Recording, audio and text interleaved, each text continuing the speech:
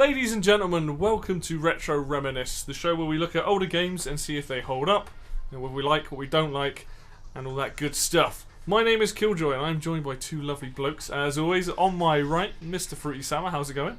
Hi, yeah. How's it going? I thought I'd be on your left. Yeah, on your right. On your left side. My right, your left. Yeah, I'm doing good. Good, that's what we like to hear. And on my other right, Mr. Mark Kitchen. How's it going? Hello, I'm good. Fantastic. Today we're going to be looking at the handheld game Advance Wars. And to start things off, we're going to do things a little bit differently from now on. We're going to give a little bit of background information about each of these games. Just so you guys listening know that we're not, you can probably tell from the visuals, but generally speaking, you've got a bit of information on it. So, Advance Wars is a turn-based strategy game that came out on the Game Boy Advance in the EU on the 11th of January 2002. Which is kind of weird, like a game like this coming out in January. I would say it's more like February onwards, but 2002. Yeah, so it's actually the 7th game in the Wars series, which is dates back to the Famicom with Famicom Wars. Oh, I didn't know that. Yeah, so it started on the Famicom. I remember Famicom Wars, but I didn't know it was the 7th.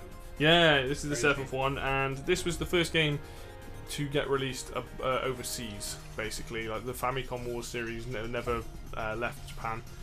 And they basically did Advance Wars in a style, they changed things up and made it in a graphical style that they believed would suit Western audiences. The whole point of this was they wanted to see if they could make a strategy game appeal to a wider market, and this is what they came up with.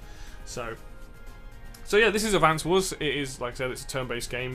Just to give you some idea, it's top-down view, and you basically have up to 4 teams taking turns and moving units around the battlefield and trying to win either by capturing the enemy's HQ or by destroying all their units.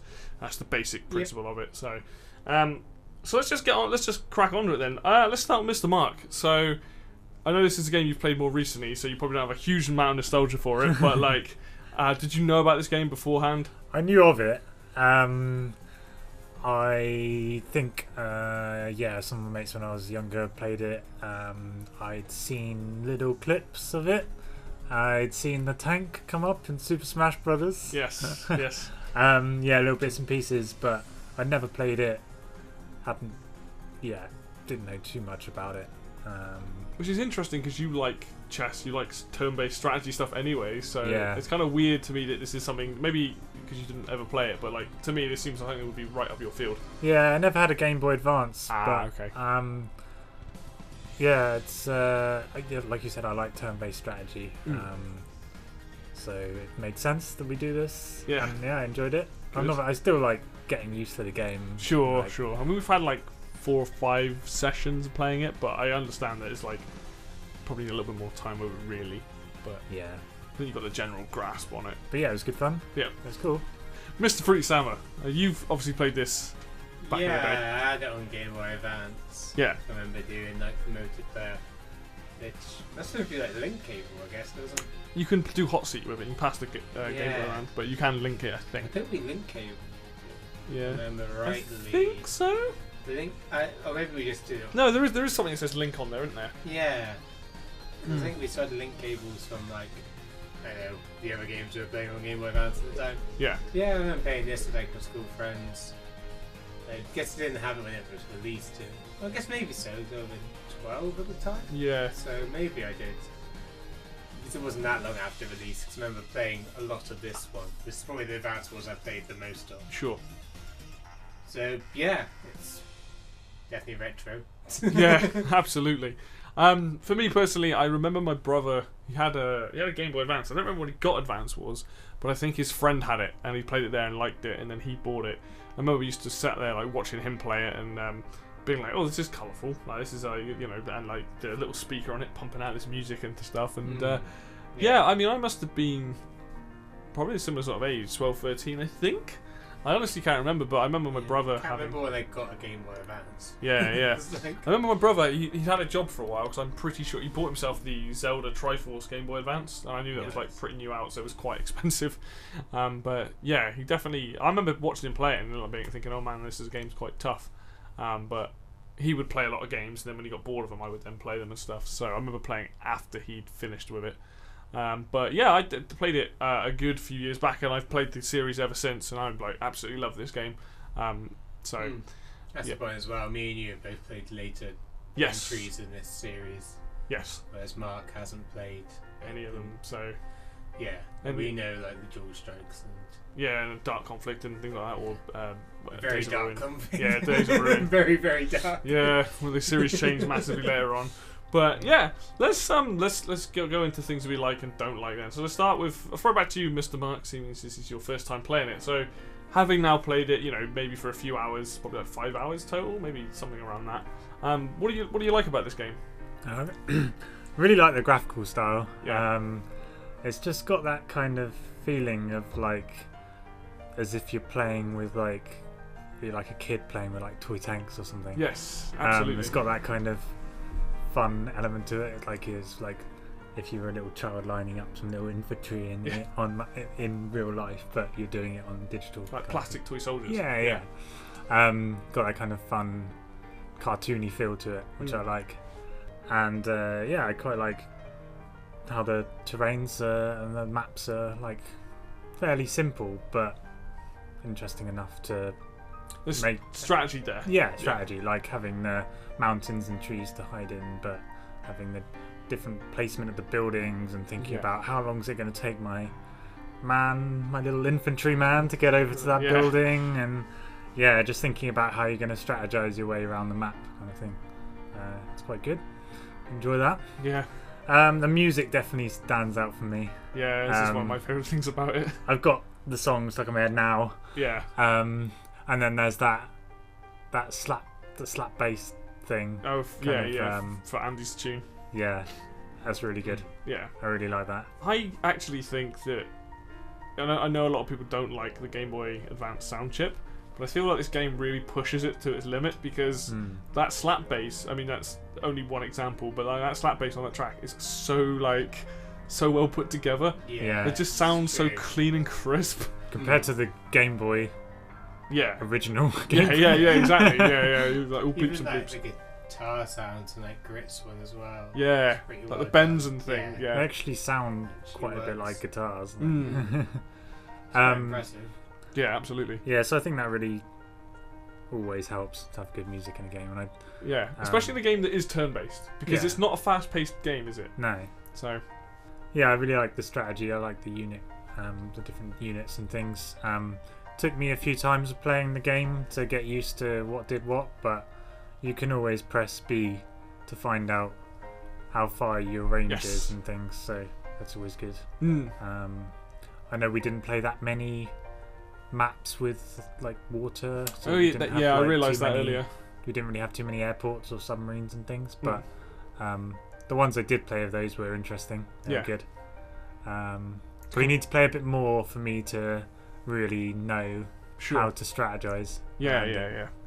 I know I didn't complete the campaign, but from what I played, it was really good. 12 missions in, I think. Yeah, I did a fair amount of it. I think it got over halfway, because I think there's only 20 or 21 missions. Yeah. So they seem to have a good arc on it. Yeah. It sort of introduces new things in each level. Gets slightly harder. I think there was one where I played and I was like, oh, I'm just going to go over there and just like kill I know him. which one you're on about, yeah. But actually I had to hold back and just have some artillery, I think, and sort of long range stuff and just fend the enemy off. Yeah. And, I like that mission. yeah. Tough, but it's good. I think the first few missions you can just do whatever you want, and then you suddenly realise you have to like actually think about it. Yeah. Same with playing StarCraft, except that's real time. But I mean, like, in terms of it's like easy. You can just easy, and then wait a minute, now I've got to strategize. Yeah, actually think about what I'm doing. Yeah, I think I'd need to play this more to get better, obviously. But yeah, it's fairly. I think. To be fair, you did beat me. You have beaten me. Oh yeah, I did. Yeah, you had that one match where I was like, I'm going to pick Sonya, and for those who don't know, the COs have different abilities and powers.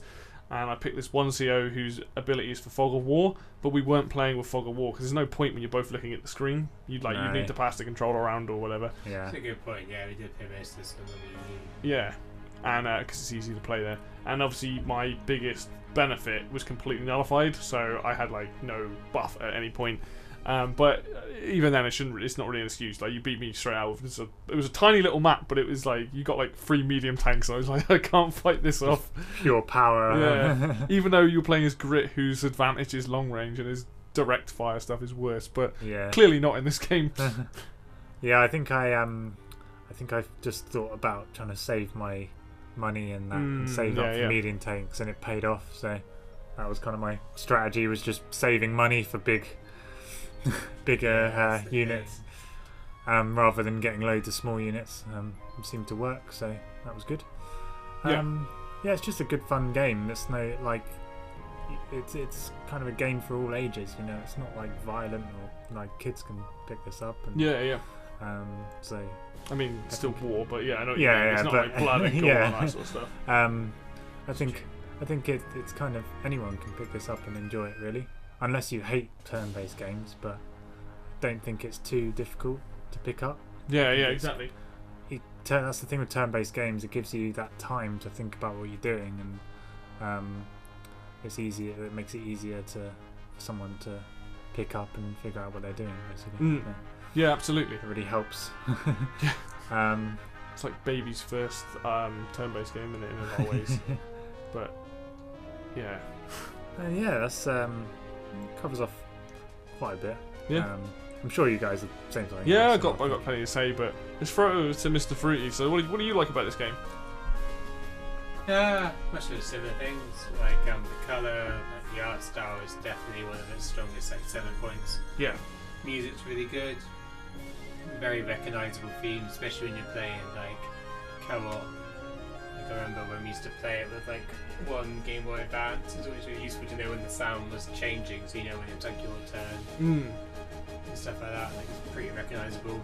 I like how all the colours have like different army, where like the yellow is like the kind of like Japanese army, and you got like different like styles. I think like red is kind of like medievally, like the stone kind of keeps them more kind of like red and blue is kind of like America, Russia, kind of thing going on. I think.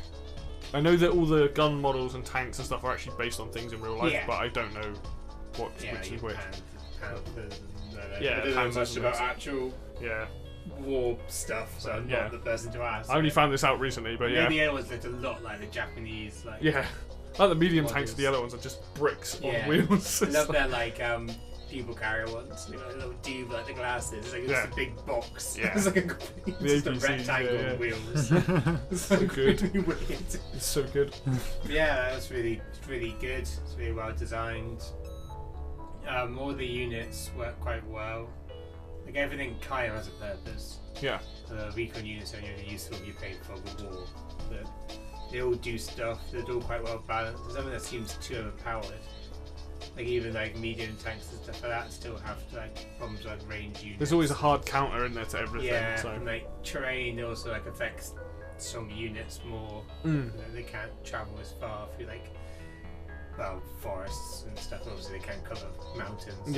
Only infantry can do that. So like even like bombers are like weak to like anti-air, which is like a very cheap unit to get. And it's like I think it's all quite well balanced. The war units, like the battleships are quite strong, but even then like you can still beat them with like submarines. It's only really like, with war units and air are really good against land if you haven't got the counter. Exactly. Interesting enough, I didn't realise this until I was playing it the other day, but not the carriers, they're not in this game, the cruisers, which are used for shooting down air units and taking out submarines, I believe, cannot shoot battleships in this game. Because in later games... I'm confused myself when I was replaying this. Because in later games you can use it. Could. And you can't. Which is really weird because I'm not used to that. It's literally just air and subs. It's really weird. I don't know why. And a cruiser can't shoot another cruiser either. No, you literally, because you only have... It's really weird. I remember doing like a water level.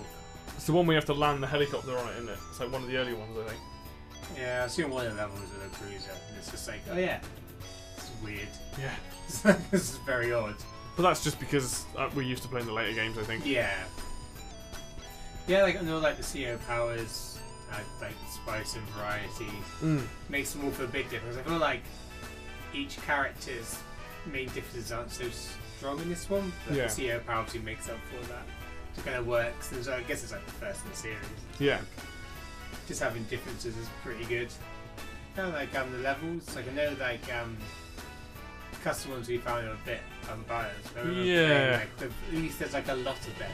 Yes. Kind of annoying you have to like buy a lot of them, but they are quite fun to play and they are like different. One looks like Italy and like some of them the leg, on, like, some of them are actually kind of based on like real like sort of geological things. Yeah, absolutely. It's odd that like some of them. I don't think all the maps are unbalanced. I just think some of the 4-player and 3-player ones are. I think it's hard to know what they were going for. Yeah. So if they were like planning like if that's 4 players, then like they give the advantage to the person going first, which is weird. And there was the one we played earlier where you got to a building on your first turn, whereas I couldn't reach. No, it. You started with a building. Yeah. And no one else did, and I was like. And for some reason, you could afford a tank, and I couldn't. Yeah, you were like $1 grand. So off. I was down for the whole game, which was a bit of a shame. Like that kind of ruined. It's a shame because I like that map. A lot of them. It's like a lot of maps, but like sometimes you just kind of like don't know what they would. I know there are 4, like for example, there's a 4-player map called 4 Corners where you all literally, it's a very small map, you all start in the corners and there's like one airport in the middle. Yeah. It's like the most balanced map in there. I mean, because I have to unlock a lot of them, I don't know what else is in it. But a lot of these maps are in the later Advance Wars games and I don't remember them feeling unbalanced. But like just having that extra city completely changed like that thing. So I would need to go through these personally and have a look. But it was really odd. Maybe it's just like our playstyles and like maybe our playstyles are like really weird.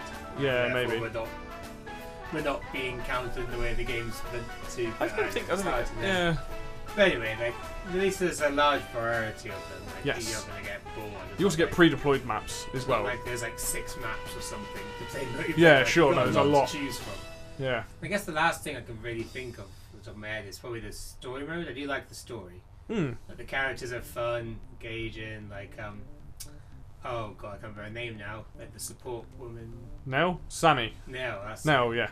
And she's like talking to like all the people, they all either know her, or like, they all have like different like conversations with her. Yeah, it gives her more like character definition. And like and like grit, like it's like not really a bad guy, but kind of a bad guy. Yeah, You got like the like mother, the father and like daughter. Oh, Cambit from like, Yellow Comet, Army. Yellow Comet, that's it. As you work towards like the really hard missions at the end, but like Green Earth, and they all got like different feelings. Like each army's got a different feel, and each commander has like a different feel. Yeah. And then like the spike is a bit bumpy, but it's a fairly good like. Except for this last like 3 missions in that game. It's like it's like a bit bumpy, but and like the last missions are like super hard. But like the difficulty spike isn't too. No, I mean most of the levels are pretty. It's not an easy game until you know how to exploit the AI. It's really easy when you know how to. Put my APC here. Yeah. It's like I just put like the range unit's got like 1 health in front of my like tanks, and like oh look, that medium tanks just destroyed my 1 health like artillery unit. Yeah. Oh no, what a shame. It's like whoopsie. It's like the AI is not amazing, but it's pretty good for the time. Yeah. There's only so much they could do like programming behaviors into it. So it's pretty good. Levi, I've got loads of things here, so I'm just gonna go through this list. So like the other 2 have said, visual style is very, very colourful. It pops. Playing this on the Wii U makes it pop more because with the original, the Game Boy Advance that I've got, it's obviously front lit, back lit. I can't remember which way around it is. Doesn't look quite as clear, but the actual game is very. Do you know what I like? What I like about it? It's very easy to see what you're doing. Like, there's no point am I looking at it and going, I'm not sure whose units these are, or like I can definitely tell the difference between a mountain and a forest. Like every single thing is like really obvious what it is. The colours and textures are so obvious. Obviously defined. It's just very clean and very clear. So like when you pick it up and you're looking at it, you can clearly see this is the red army, this is the blue army, and like that's a road, that's a mountain. And I think that really helps to give it to when you're looking at it, you're not like. It's not dark and gloomy. It's not like hard to figure out what the terrain is versus what like where you can and can't go and all that sort of stuff. Like it's like this is where I can move. There's a road. I can go along that road, and my vehicles can pass that. So I think that part of it is really, really good. It's like what the other guys said with the music in this game for me is like fantastic. Like Andy's anthem is basically the series is known for this track. Like it's just really upbeat, really jolly. And I think the music for each character really fits what they're trying to go for. Like with Andy, he's very peppy. That's the kind of point. So his music's really like upbeat and very peppy.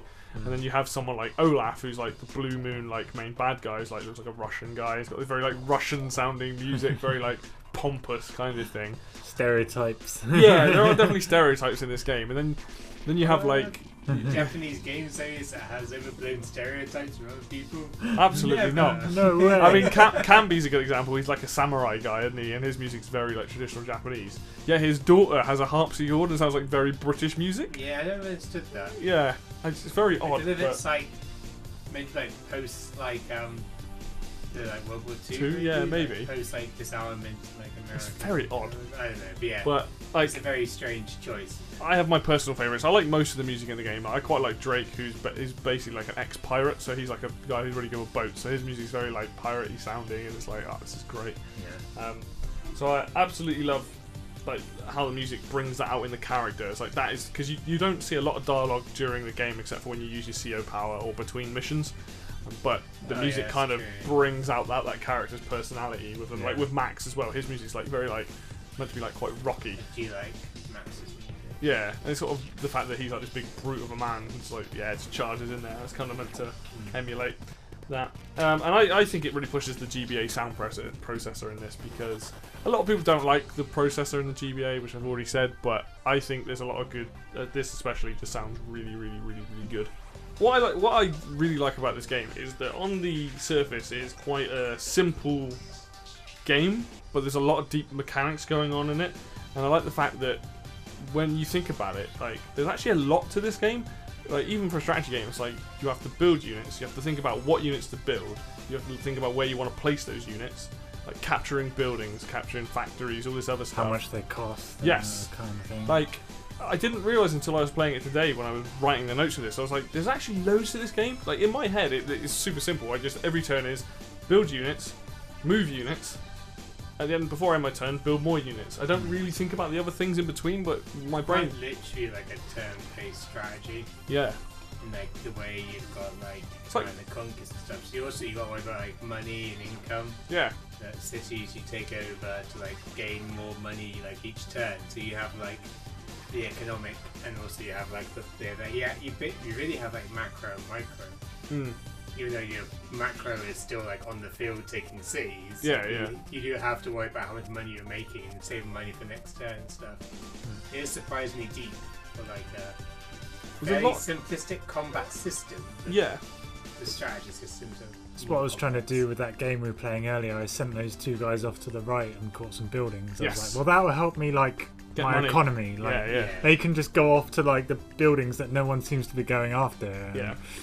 It was a nice idea, but yeah. Too many tanks by the end of it. I got dicked in that game. But I do like the fact that even though I didn't realise it, there's a lot going on. Like you said, you know, each time you start a turn, like you can look at the map, and obviously it makes the decisions start like before you even play in the game. Like, do you want fog of war on? Yes or no? Because that hugely changes how you're going to play. Because now you're like, well, I don't want to leave stuff in the open. Makes one commander more useful. Yeah, exactly. But it also means that like if you can't see where your enemy units are, you have to be very more cautious where you place stuff. Like use the terrain even better. Whereas we didn't, because obviously, like I said, we used to always use fog of war. Yeah, when we were playing. And it makes a huge difference. But like obviously we weren't playing with that, so we can see what everyone's doing. So like I might go and be like, all right, I'm gonna build 4 infantry guys. That's my first turn. And while I'm doing that, when you guys are having your turn, I'm like, right, I want to send these guys here. Like this game is actually making you think about stuff all the time, and it's like constantly changing.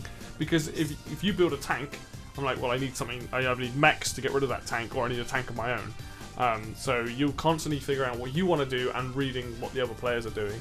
Yeah. It was like, because we were playing like as like couch co-op. Yeah. You can't really hide the screen. No. Between like each. Turn the TV off, I suppose. Yeah. But same with the Wii U, they didn't do on the gamepad. I mean, you could. You can just turn the TV off and play it on the gamepad on its own. No, I meant like you do your turn with the gamepad. When you end your turn, it then like goes through everything. Oh right, I see what you mean. Yeah, so, yeah. Like, the opponents, so it's like your turn. You actually like triggers all like afterwards. Yeah, I know what you mean.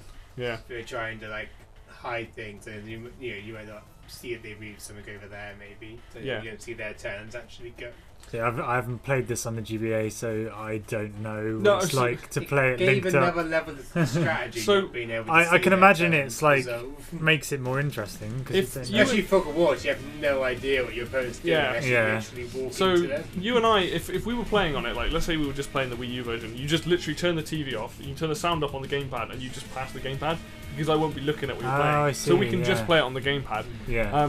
Something that's actually really, really clever about this game, and playing against the AI again with the Fog of War and earlier made me realise this. Each unit has a different sound for when it moves. So if you're listening to the sounds, say that I've made my turn and you're your turn, and I hear like, I'm like, well, there's different pitches, so I'm like, well, that's a tank. But then if you hear the, It gets really deep. yeah, like you can tell the difference between like an APC and a tank, and like I think the infantry sound the same, so it's hard to tell with those. But like if you had a helicopter, it goes, so you can tell when it's a helicopter flying, Yeah. and like so you can hear what's moving, which I think is so clever. Again, I never thought about it until Can you today. do that on the? Are you meant to be able to do that? Does that happen on the GBA? Yeah. So Yeah, if I was playing it, all right, and Yeah. you were sat opposite me, and you could hear, and I built a helicopter and moved Yeah, it, show you, you would like, hear and go, a oh, that's a recon helicopter. yeah. So a that recon gives you- unit yeah, you compared can to a sp- medium tank. You Yeah. can strategize around that, but Yeah. you don't know where they've moved to. You don't know where they moved to, but you know they've got one. Yeah. So it's all about setting that up, and like Yeah. Fruity saying with the recon units, the reason why it's so powerful with Fog of War on is because it has such a huge vision range in Fog of War. So you stick one in a woods, unless you're next to the woods, you can't see what's in there. So if you put one in a really good place, the same with Yeah. indirect, Well, yeah, like indirect units in woods are amazing because if you don't know they're there and you just move all your stuff up, you're just fucked. You know, so it's like At times we do like games of Fog of War, and it'd be like kind of the map we did when there's like woods around like the main base. yeah, And it's like so good to defend. it's It's so hard to take them over. yeah, no, absolutely. I love like I said, I love the fact there's a lot of choices in this game. Have quite a big visual range as well. Yes, but you can't Not hide. like You as can't big hide as a them. recon, but like You can't hide them into like mountains or woods and stuff. They fly a bit above them. But the other oh thing, yeah, they didn't gain any advantage of that. But yeah, like other things that I particularly like. There are actually 2 win conditions in this game. You can capture the enemy's HQ, or you can win by route, which is destroying other stuff, which I always thought was pretty cool. Depending on what position you're in versus the CO you're using, could make a change. The amount of units in this game is actually just rising quite a lot. Like you were saying earlier, that you have some air units, you have some sea units, and you have a lot of land ones. But everything does something. Like having an APC, you can put a dude in an APC, So transport him. yeah, so it feels a niche in all of them as well. Except there's no like ranged air unit. No. But like other than that, there's like a ranged boat unit. There's Yeah. the fast interceptors. There's like anti-ground, anti-air, and Yeah. each of them and stuff. So Mm. like there's like a good triangle there. Yeah, and the balance feels fairly like, like If it was a ranged air unit, it's so powerful. yeah, pretty nuts, like an artillery. Far unit. too like good, yeah. Something that I, again, never really thought about, but looked at it today. This game gives you, has an amazing UI, and it gives you as much information as you want. Like, if you're just playing the game and looking at the screen, it'll always have the picture of your CO, the power of your CO bar, and your money, and at the bottom it will show you whatever your cursor's hovering over. But if you want, like, you can hit the menu, bring up the menu, go into the CO stuff, go into Intel, and you can see how many units you have, how much health they have, where they are. Backstory Yeah. of the person. Yeah, like, It's like obviously doesn't come up in the actual story. yeah. and stuff. Tells you what their power is, tells you likes and dislikes and stuff. Like, there is so much information that you can get. Like, and even when you move a unit to attack something, and say you're like, oh, I'm not sure which angle to attack from, and you're like, one angle's got a road, or one angle's got like a thing, and you can see how much more defense you have, the percentage of how much damage you're going to do. It's Like, very Japanese. So when you looked at it today, it reminded me of like My Hero Academia, like animes would be like their favorite food. Yeah. That type of Like, stuff. You're like, what does that matter? it It's doesn't. a very like Japanese thing to be like. Yeah. And it gives them more character. So even if you don't really, like, even if you're not like absorbing that, you reading that, oh, this is what this person likes, it then colours your like Opinion. perspective Yeah. of that person, and it does all add to like making the characters seem more richer than they may Yeah. actually be. I like the fact that you don't need half this stuff, and even the stuff that shows you like where it is plains, woods, mountains, all that sort of stuff, and the percentage thing. You don't have to look at any of that. but it's all there. And one of the best things about the UI is something you wouldn't really notice, but say you want to move the cursor to the bottom left corner, the UI will shift to the other side of the screen. Yeah. So like you want to look at that side of the map, but it's in the way. It will automatically move to the other side of the screen, which is so just a small thing, but makes it so easy to see what you're doing. Well, with like the UI, yeah. Because if you didn't do that, you'd have to have like a black box around the outside of the map. Yeah. I feel like that would make it seem less like a world. Yeah, and more like it's just like every tile you see is something where you can go to. Yeah. It feels more like you're looking down on like a map rather than like seeing like space around the outside. So I do quite like that as well. Yeah, it's just one of those little things that like when you think about it, it's actually quite a big thing, and it makes a huge difference. That's how you scroll over the map. Go to the edges down. Yeah, I mean, another thing that like Mark was saying earlier as well, the simple thing, but just hitting B on a unit, and it shows you like their attack, like where they can attack, which is really useful for indirect units. Also gives like a high level strategy. Yeah.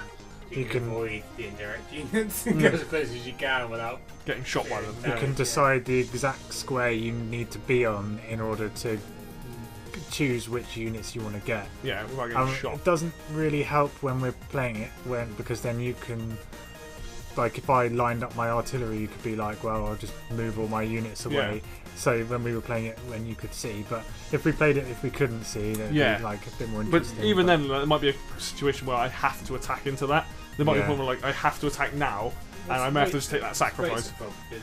Yeah, exactly. It's like, especially if you're playing for the war, then like scout intel becomes way more useful. Important, yeah. You know what your opponent has encounter. I mean, I don't know if it works in this game so much, but in the later games, you can do it in this one. If you push the B button, it will on nothing. It will fade out all the units on the screen and lets you move the map around a bit quicker, I think, which is good for the bigger maps. I'm pretty sure you can still do it in this one. Yeah, I think it does. I just didn't see it. But yeah, the last couple of things I want to bring up was the COs and their powers. Just the fact that you do have different characters and they can change your playstyle. More so in the later games, but it's nice that there is a little bit of variety there. Like, you might want to play as Camby, but you have to realise that everything costs more, but all your stuff has better defense and better attack, and his CO power like increases that and things. And like you've got like Sammy, who's like really good with infantry and like can capture stuff not quicker, but like she doesn't have to like have full health to capture things, and she gets increased movement and damage with her power and things.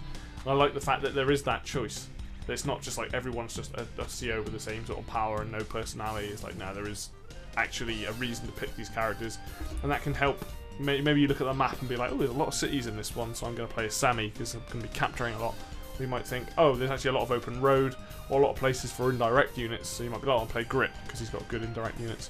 So I like that. And then lastly was like different modes. There's actually quite a lot of different modes in this game. You have like the War Room, which is a mode that lets you play like, it's usually like unfavourable maps. Like you start at a disadvantage, but it's about overcoming that challenge, and they get harder and harder and harder as they go along, and you get ranked for those as a way to earn money to unlock more maps. You have the campaign mode, which is a campaign, which is fairly good. You have the multiplayer mode, and like having hot seat in this, which is being able to pass the Game Boy Advance around or whatever, or playing on the Wii U, is like so vital for a game that was such a good handheld game. Like being able to play this game and then pass it to somebody else is like the smartest thing they could have added into this, and I love the fact that it's a thing. Yeah, you know, and just the fact that you can customize, like when you're doing a versus mode match, you can choose fog of war on or off, random weather, or whether you want it always to be raining or no weather effects, or maybe you want to start with more money, or you want to make your cities give you more money, or maybe you want to have team battles. Like, there's so much customization there anyway, and I like the fact that it just gives you all these options. So, but I know it's a very long list, but that's pretty much all of my likes about the game. So I'm going to throw it back to Mr. Mark. You got any dislikes for this?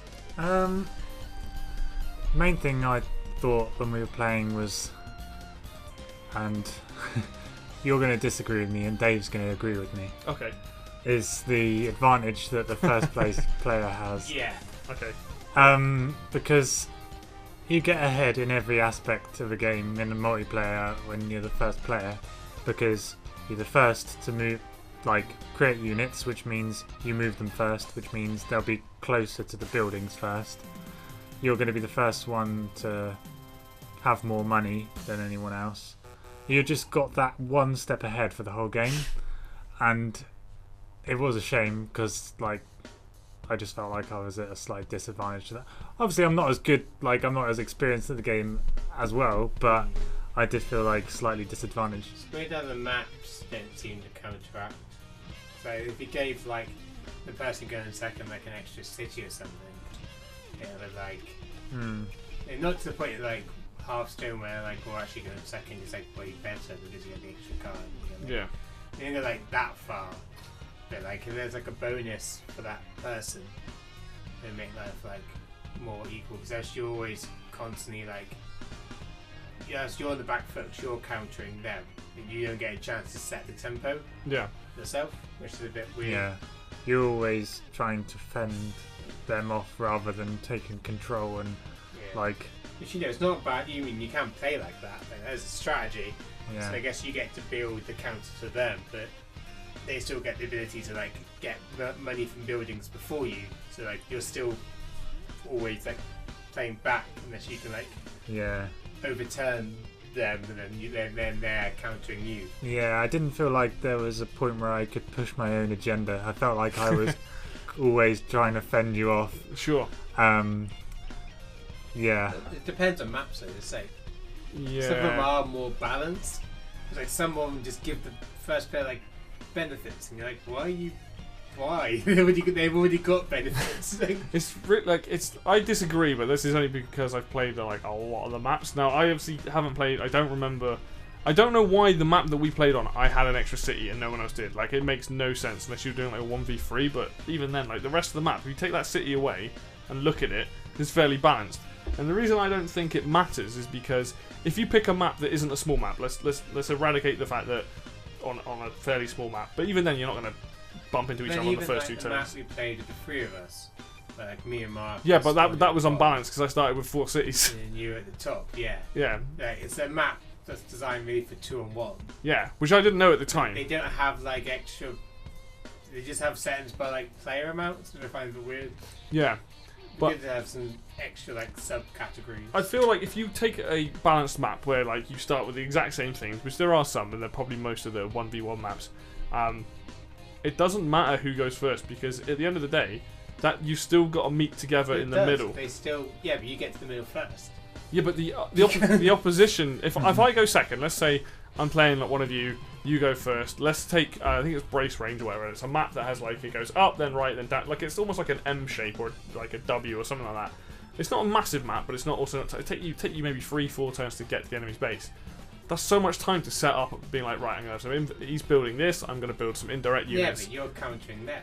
Yeah, but like, you're already because the thing is, I might, for example, on my first turn, I might go APC infantry, which means looking at that, going, okay, I want to get something further away. So let's say in the middle of the map there's a factory, and say I can capture from the start. If I can build 4 infantry dudes and try and capture some cities close home and get more money quicker, or I'm going to build an APC and infantry because that's all I can afford and go through the middle of the map. Like, you can already, like, see what the opposition's doing, so you can be like, oh, I'm going to counter him and build this, or I'm going to do my own strategy. And because I, for example, have gone for the APC infantry and gone for the extra factory, that means that you've got a chance now to get more money, and it doesn't matter because you've gone for a strategy that counters me in a different way. But then you can see his counter and tailor your game to that. Admittedly, that's because we didn't have Fog of War on.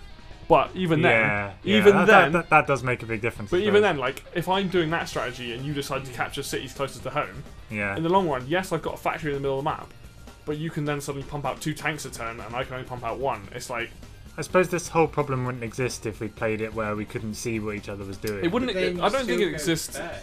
I don't think it makes a difference. I literally don't think it makes a difference. It's running a race where you take a step before you can always take the first step. It's like where you're going to.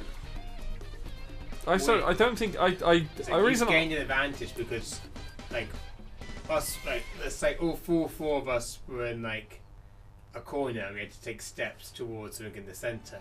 You're but then there first because you're stepping towards the center first. But then like, what happens there is that if you still set the game. So like, even if Fog of War's on, you're still going to be the first. Like, you're still going to get to the building's equal distance between the 2 people and start capturing it first. But then you attack me. Well, yeah. So there you go. So it's like at the end of the day, you're still setting. Yeah, but once you get to that point, it no longer matters. Wait nearby, then have another dude also come nearby, then attack them twice when the guy's trying to capture it next turn. Like, but it's still setting the tempo. Up until that point, maybe, but it no longer matters because if you've got a four-player map... I'm not saying it's a broken advantage. I'm just saying there is an advantage to going first. I think the only advantage is that you can say, right, I'm going to build this, and other people have to go against that. But then people can choose not to. Like I might build a tank, and then everyone's like, I'm just going to build mech units. Fair advantage would be like give the people going after the first person like $3,000 or so they can buy a personnel carrier. Yeah. So they can then move their dudes further on their second turn to catch up with you moving ahead. And something like that would be good. I don't know if it does. I'm pretty sure it doesn't do that. But if it did that, it'd be quite good because it'd be like, yeah, like the person who goes first has an advantage. It'd be like the people who go after us, maybe it accumulates more to the fourth player. So the first person to go then has like more money to actually buy stuff earlier, so they can counteract the advantage. I feel like I need to play more. It's not a broken advantage, but I'm saying there is an advantage to going first. I feel like I need to play a lot of either 1v1s or a lot more balanced 1v1v1 maps to be able to agree or disagree with this, because I don't think it makes a difference. Video games have advantages for other people. Like a lot of board games, card games, video games have all seen that like going first is a big advantage. Therefore, they try and make going second have some kind of like benefit to counteract. I still think though, like it all depends on what that person does, because I might end my turn straight away and not build anything. The person you're playing against might be crap, but like crap person going second is still going to be a disadvantage, isn't it? Like I don't know. like, I disagree with this, but I think we just have to agree to disagree with this. Someone bad isn't a way of like balancing a game. No, so I'd be fine. Just always put the worst player as player 2 and you'll be fine. It's like it's not a way of balancing a game. like I don't think we're ever going to get to the end. I understand what you're saying, but it might I literally played be like 1 or 2%. I'm saying there is an inherent advantage. I mean, unless we play lots of 1v1s, like I said, or 1v1v1s, like until we've played a lot more of them, then I might change my mind. But as of right now, I'm like, I don't see it as a problem. You always play one. No, yeah. For me. The reason why this I know why you love this so much. Levi's always been player 1. Hang on, I should also point out as well, the match that I did lose, Mark was player 1, so. But I think that's the But we had very different strategies. I was building loads and loads of mech units, and you were saving up to build medium tanks.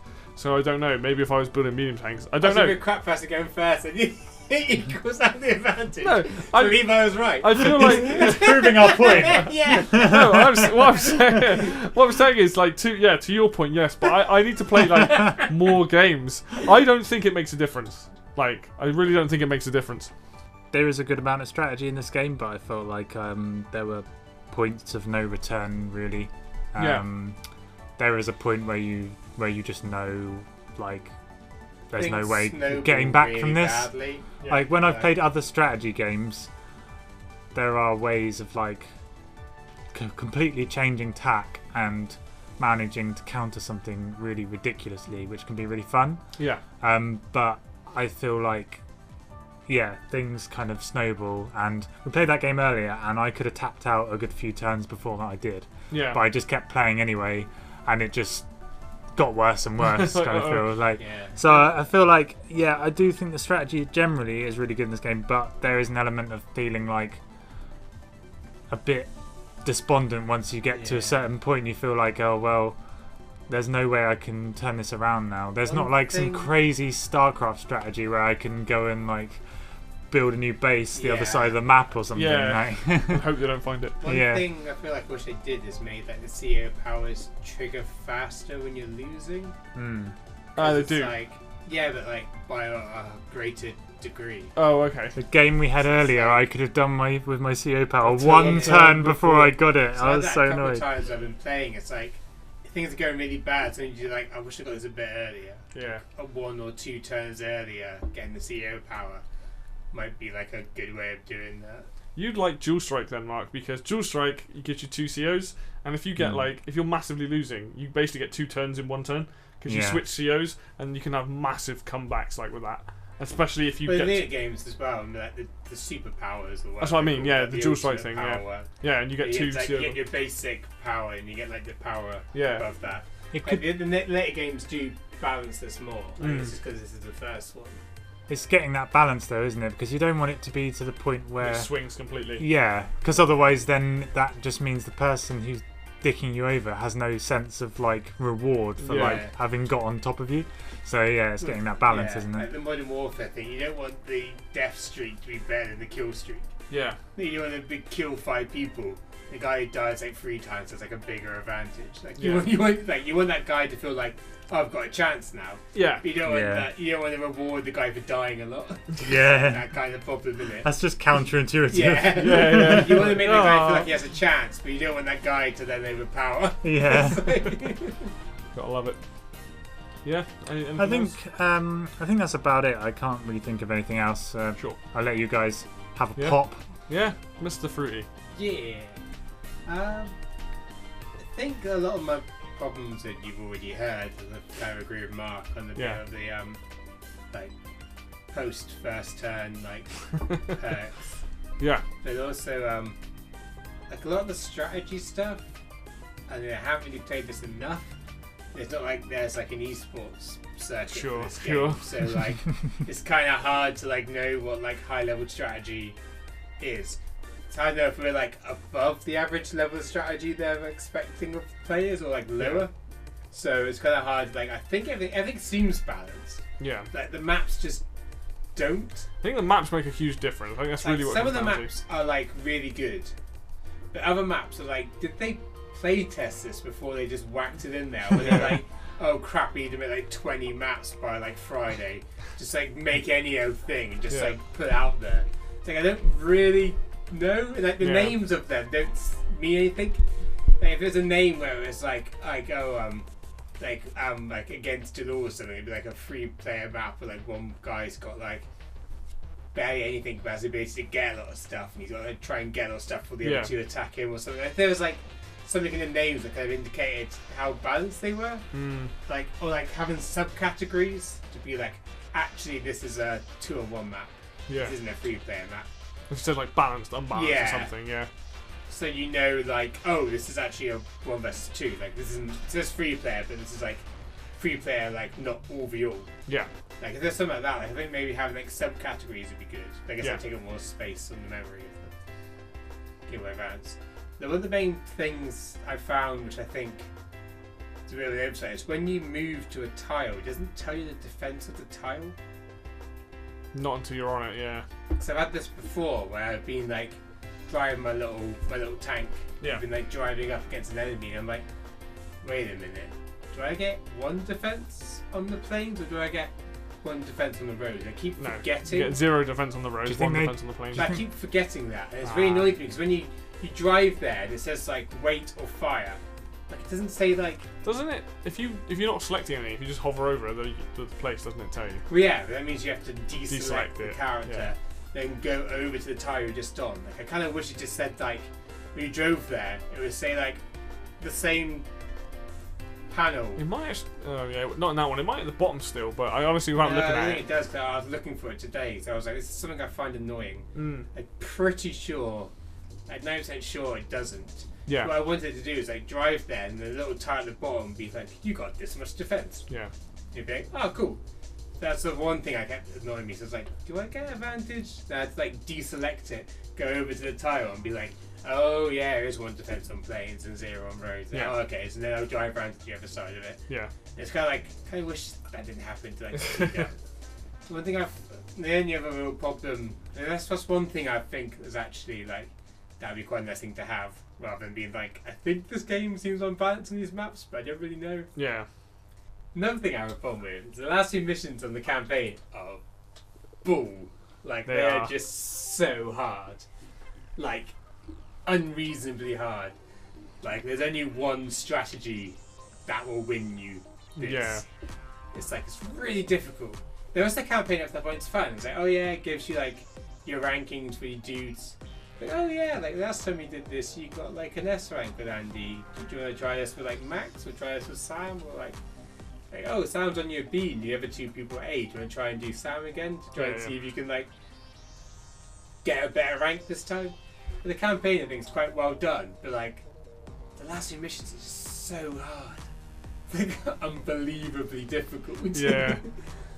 That used to like frustrate me so much. I don't think I've ever actually completed this. Like I know I've seen like videos of how you do it, like on YouTube. But, yeah. Like, there's only one route. It's pretty much. There's like one strategy that works. For the first time, I mean, I've played this game multiple times. I completed it for the first time a few years ago on the Wii U version.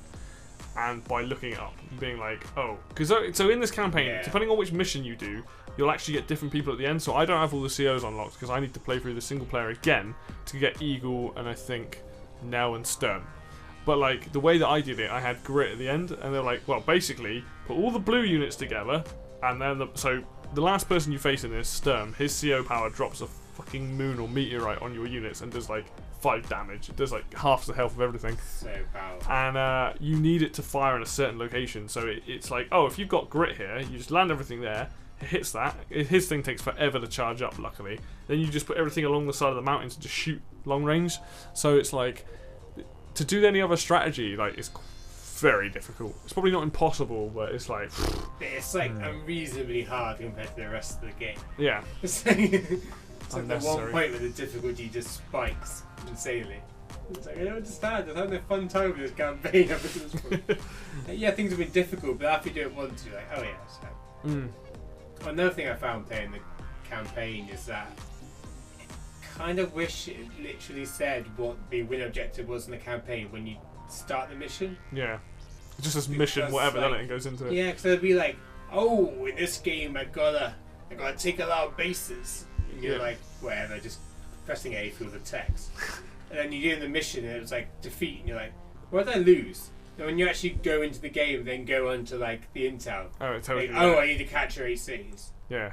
You're like, well, kind of wish it was like something as like glowing letters be like, you don't need to kill everything on this level. Yeah, yeah. So that's another thing I thought was like, kind of do just like an extra little window at the bottom of the screen being like, win by taking like headquarters or destroying all units or something. Yeah. What do you dislike about this game, Levi?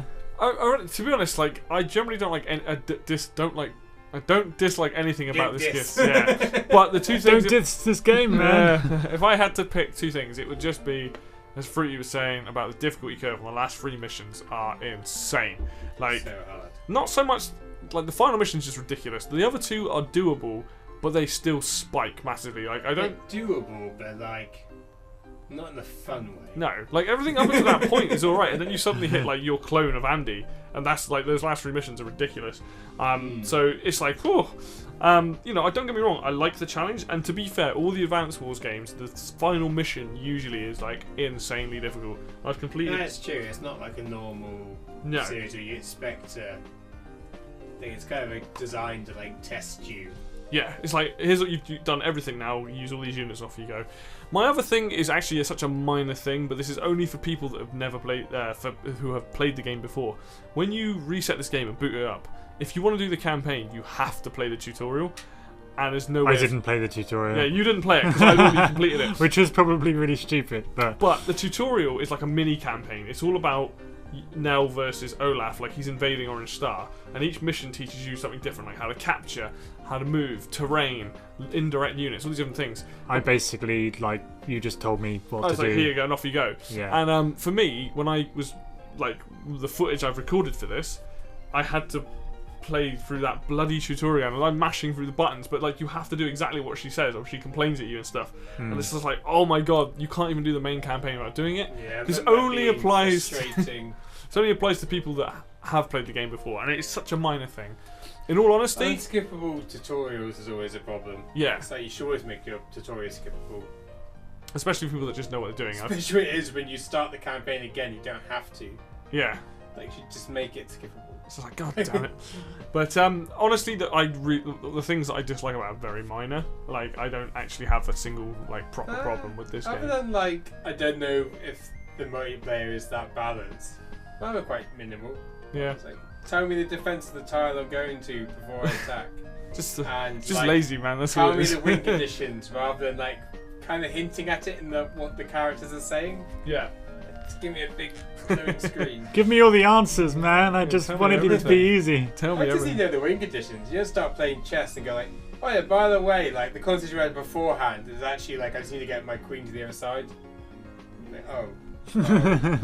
I wasn't paying attention to that conversation, but now I kind of Wish I had. wish like you made it a bit more obvious that this is how you won the game rather than like. I mean, I Yeah. don't necessarily think it's that complicated to get to the win condition, because if you forget it and you're like, It's what not, am I doing? but like when it's like It's like, every like boom, 9 intel, and boom. 10 maps are like just the normal win conditions. Yeah. And all of a sudden it's like, oh yeah, you got to like rush to get to like the 8th expand, the 8th like city. Like, well, when it's not the norm, or not Tell even me. like, not even every 1 in 3 missions. Like, Yeah. it's not a norm. And all of a sudden it's like, oh yeah, this was the conditions. Like, well, I wish I made that a bit more obvious. I think the thing is though, like, again, you and me, we played it before. We probably were mashing through the text. You know, yeah. like if I was playing this for the first time, I'd read it. Maybe that's probably a bad problem if I was actually reading it properly.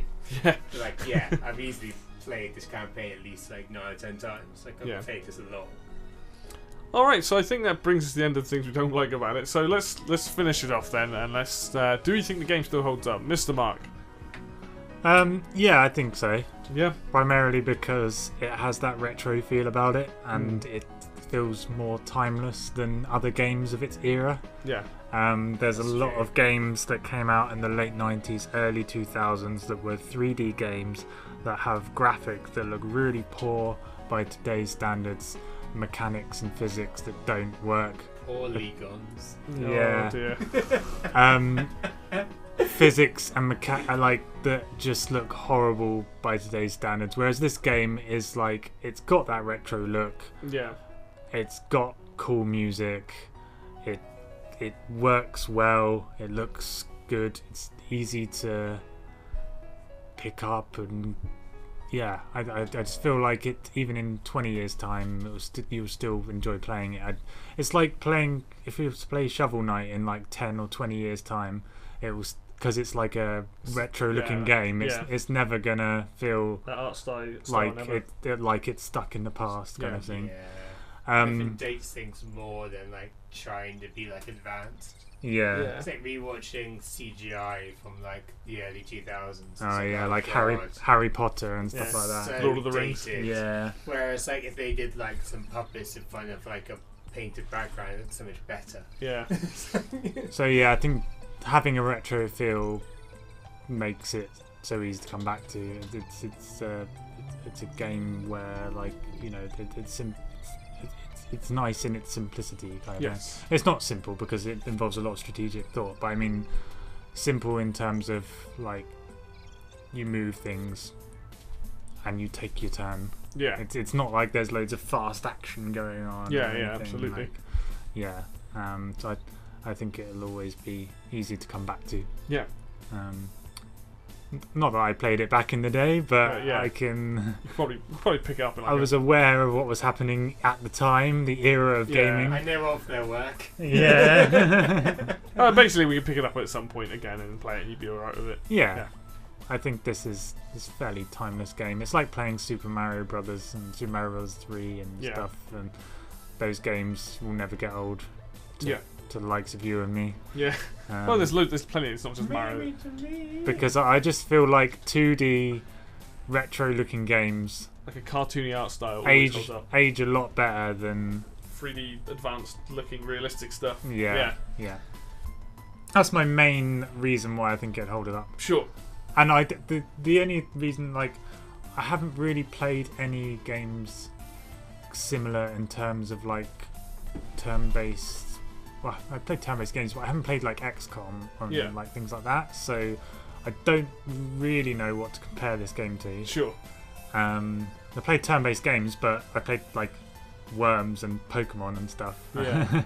Not really. Turn-based. They're more like RPG and action and stuff. So Yeah. I mean, Worms is a good comparison because that is again a turn-based strategy game essentially. yeah. You don't like level up your worms, and then you get like items and stuff. Yeah. Like it's not like Pokemon where you can just like grind your way to Yeah. victory. It's like a It's kind different. of a good way. It's not like a turn-based RPG. Yeah. It's just like a turn-based strategy.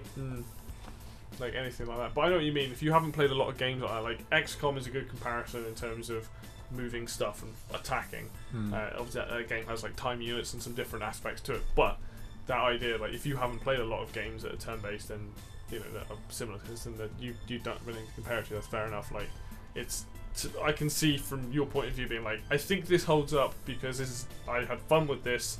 But I don't have anything to compare it to, so I don't know what other games, throughout the years have come out. But I know it's well regarded, and I can see why it's well regarded. So yeah, and for a Game Boy Advance game, it's pretty good. So, Mr. Fruity, does it hold up? Yes or no? It's kind of a strange one, because if you asked me this before we start playing again, I'd be like, yeah, Advance Wars is awesome. But a lot of my memories are actually from the later ones. Yeah. It's like, when you play this one, it's just like, oh yeah, like it still holds up. Like it's still a good game. I still think the campaign, you have a lot of fun playing that. Multiplayer, it's a bit slow. Yeah. Like it's quite hard to do things. Like the pace of like the turns takes a while. And then if like you're playing more than 1-2 player, like yielding, like everything's gonna get destroyed. Oh yeah. And like it's not the quickest game. Like the things don't move on the screen very quickly. You can change the visuals and make certain moves quicker.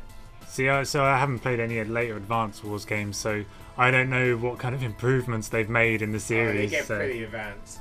They get very advanced. Hey! But like, yeah, so I think it still holds up. Like, still, like, yeah, if you want to play the first one, well, the 7th one, then be like, yeah, you'll have fun. Like, it's good, but like, I'd much rather play the later ones with like all the extra things they added on top of it. Yeah, just more COs and stuff. Yeah, if this game was like the only one, there's no other like Advance Wars, then I'd be like, yeah, totally, you should play this. Yeah. It's a very unique. I mean, it's still a very unique game, but like, I feel like a lot of the kinks get ironed out in the later ones. Yeah. So it makes them a bit more superior. I can see what you're saying. Right? So yeah, it's like, yeah, play it. Like, but if you had a choice to only play like one of them, I'd probably recommend playing like one of the later ones first, and then like playing there with the story of this one or something. How about you, Levi?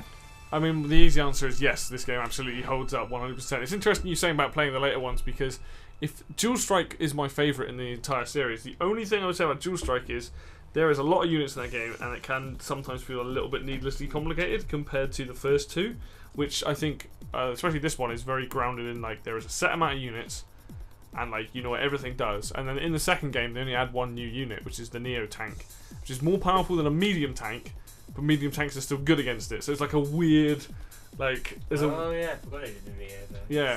The best, I think the biggest addition in the second one is the Super CO powers that you can save up for, and they're so powerful. But I think like this game, in my eyes, is probably the most balanced game out of all of them in terms of unit compositions and things. Like, yes, there are more units and more things you can do later on. Like the second game, they balance the people, like the CO's like weakness and strengths. I think Grit is definitely weaker with his tanks in the second one. Grit is quite strong in this. Yeah. Like, I didn't realise how good Grit is in this. Like his shortcomings aren't really that much of a disadvantage. No. It's like, unlike Max, who like has the opposite, where his direct units are really good, but his indirect units just have less range, so they're absolutely rubbish. So indirect is such an important part of the game. It's like having like a one square you can hit like artillery means that you've lost such an advantage. Yeah. Like, variety of army. But I think, like, we'll get onto the other games another point, but I think it's just looking at this game taking on its own merit. I think there's a map editor in this one as well, which is actually quite believe which is actually kind of cool. I remember playing with a map editor. Yeah. Like, I think in terms of like content, there's a lot of content here, there's a lot of modes, there's a lot of things to challenge yourself in. And this kept like child fruity, like very entertained. Yeah. Like, I played a lot of this when it came out, especially because I had like 3 or 4 friends that also had the game. Yeah. So we played a lot of this. Like, there's a lot of entertainment. Yeah. But from a retro, like, does it hold up?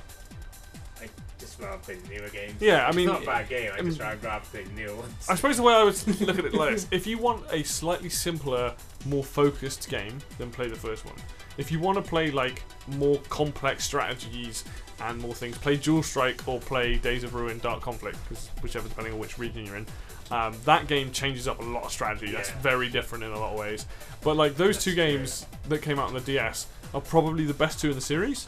But I think like if you just want a pure like easy to get your head around strategy game where, like, you know, it might look simple on the outside, but there are a few deeper mechanics with like capturing and all this sort of stuff. This game is absolutely brilliant. I wish there was a new Advance Wars. It's coming. I can feel it. It's coming. It's gonna come to the Switch. Keep making the, It's gonna come in your face. Oh god. Yeah. The Roy Marth ones. Fire Emblem. Oh, Fire Emblem. Yeah, intelligence system. Stop making Fire Emblem. Like, I know you're making like more money than God. Oh, is it the same? Yes. Oh, I didn't know that. They also make Paper Mario as well. Ah. So. But like, who's making Advance Wars?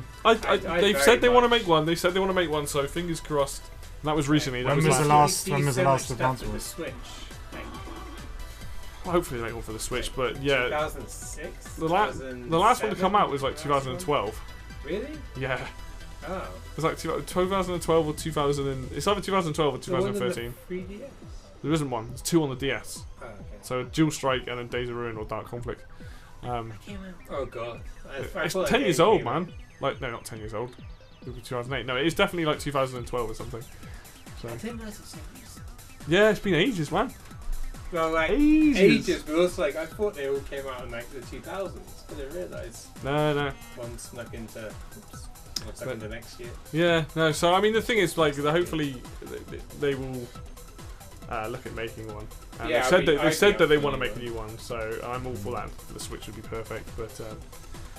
yeah, I think that's about going to cover it for today. I think we've had a bloody long conversation about this. I absolutely love the Advance Wars series, so yeah. I desperately wanted to do this. So, good pick. Yeah. Good enjoy. Yeah, it is. And you can look forward to some more fun stuff coming. We've got one game coming up that's going to be long, so we're going to get to work on that fairly soon. But hopefully you'll see some smaller stuff coming up as well. If you like this video, hit like, hit subscribe, drop some comments down the bottom, tell us what you think of Advance Wars. Do you think it's unbalanced going first, or do you not? Like, there's a good conversation to start there. But obviously that is it from us today. So thank you very much for listening, and it is goodbye from me, and it's goodbye from these two. Goodbye. Goodbye.